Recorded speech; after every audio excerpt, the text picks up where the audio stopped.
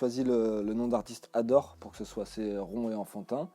Que si possible ça parle de goût. Et du coup, je suis peintre, dessinateur et graffeur. Mon école c'est plus le dessin. Et du coup, je suis venu à la peinture sur mur, donc au street art, l'art urbain, je ne sais même pas trop comment l'appeler. Petit à petit, parce qu'il y avait un vrai engouement autour de cette pratique quand j'ai évolué dans les années 2000. Et là, je suis très investi et je décline un univers autant sur mur qu'en dessin, que sur toile, qu'en volume. Et maintenant, j'ai quelques autres projets pour encore plus décliner le travail. Comme j'ai toujours dessiné, j'ai toujours regardé de près les Tom Ungerer, les Dika, même les Daumier, ou vraiment les dessinateurs purs et durs à la base.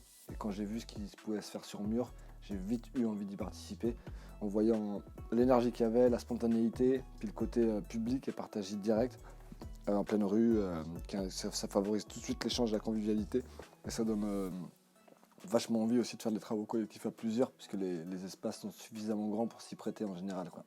Et du coup, de collaborer, de bosser avec des gens, de rebondir, d'échanger, c'est un vecteur qui est assez intéressant pour ça, quoi. Il y a une spontanéité, une énergie, un dynamisme et une exécution qui est assez extraordinaire.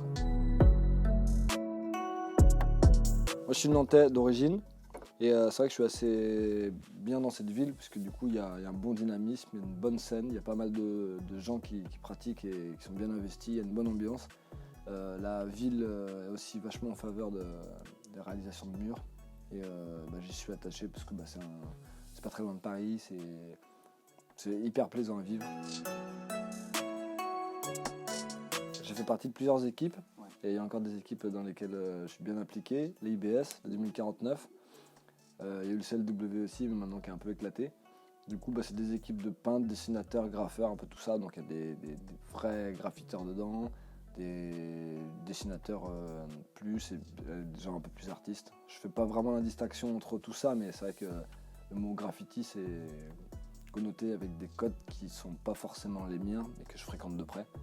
Et qui dit crew dit quand même graffiti et vice versa. Et du coup, je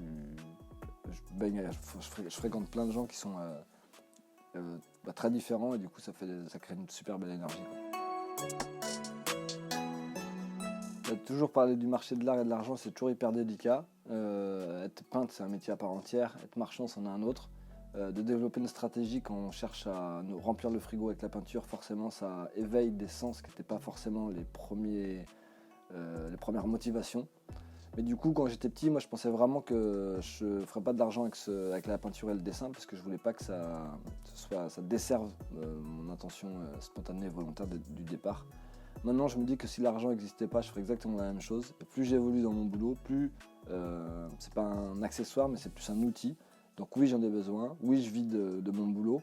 Mais je fais en sorte que ça reste quand même quelque chose qui ne prenne pas le pas sur l'intention et l'énergie de départ. Du coup, je fais des peintures où il n'y a pas du tout d'argent en jeu. Des fois, j'en gagne en faisant de la peinture dans des choses qui m'éclatent et je croise les doigts. J'ai de la chance de faire des peintures, qu'elles soient payées ou pas, dans un univers qui cultive mes recherches et développe ma démarche. Alors, par rapport aux conditions actuelles, Covid et crise sanitaire, c'est vrai que c'est une belle entrave à tout ce qui est déplacement, échange, interaction, liberté, tout ce qui est le propre de l'humain.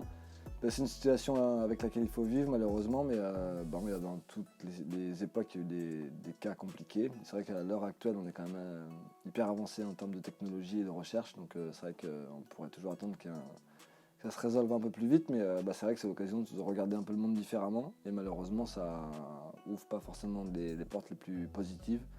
Mais j'essaie de pas en tenir compte dans ma vie de tous les jours, mais c'est vrai que ça commence à être plus qu'omniprésent. Et ça aura une incidence sur laquelle j'ai pas de recul là tout de suite, mais j'en chie un peu, hein, comme tout le monde, c'est clair. Mais ça n'a pas un impact net sur mon travail en tout cas tout de suite. Je suis peut-être encore plus enfermé, pas uniquement que dans ma tête maintenant, mais encore plus dans mon atelier parce que je peux moins en sortir. Donc c'est l'occasion de se retrouver aussi, mais l'occasion forcée. Et c'est assez terrible, mais je crois qu'il faut absolument faire avec et ça développe forcément des choses sur lesquelles, comme je disais, j'ai pas de recul, mais qui donneront forcément quelque chose parce que je suis un peu intarissable dans mes recherches, quoi. Enfin, qu'elles soient bonnes ou mauvaises, je cherche et je gratte tout le temps, quoi. Où que je sois, peu importe le temps qu'il fasse et la situation sanitaire ou géopolitique. Du coup, là pour les projets que j'ai, il y en a plein qui ont été bouleversés à cause de la situation et de la crise. Donc ça complique vachement la donne. C'est l'occasion peut-être de rebondir. Et là j'ai pas mal de fresques qui m'enchantent à réaliser, en France et à l'étranger.